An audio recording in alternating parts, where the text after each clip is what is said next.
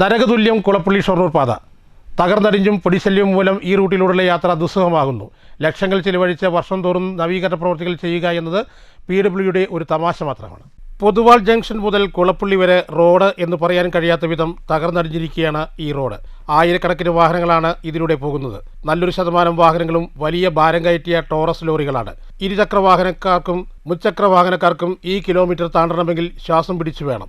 ഈ വർഷം തന്നെ ലക്ഷങ്ങളാണ് പുനരുദ്ധാരണ പ്രവർത്തനം എന്ന നിലയിൽ ഈ റോഡിന് വേണ്ടി ചെലവഴിച്ചത്.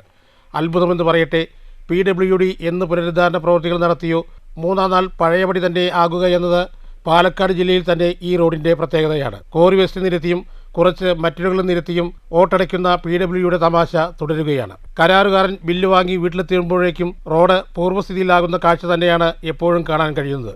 ഒരു മഴ പെയ്താൽ ഭാരതപ്പുഴയിൽ സംഭരിക്കാൻ കഴിയാത്തത്ര വെള്ളം ഷൊർണൂർ കുളപ്പള്ളി പാതയിൽ സംഭരിക്കാൻ കഴിയും എന്നത് ഈ റോഡിൻ്റെ പ്രത്യേകതയാണ്. വലിയ വലിയ ഗർത്തങ്ങൾ കൊണ്ട് സമ്പന്നമാണ് നമ്മുടെ കുളപ്പള്ളി പൊതുവാൾ ജംഗ്ഷൻ റോഡ്.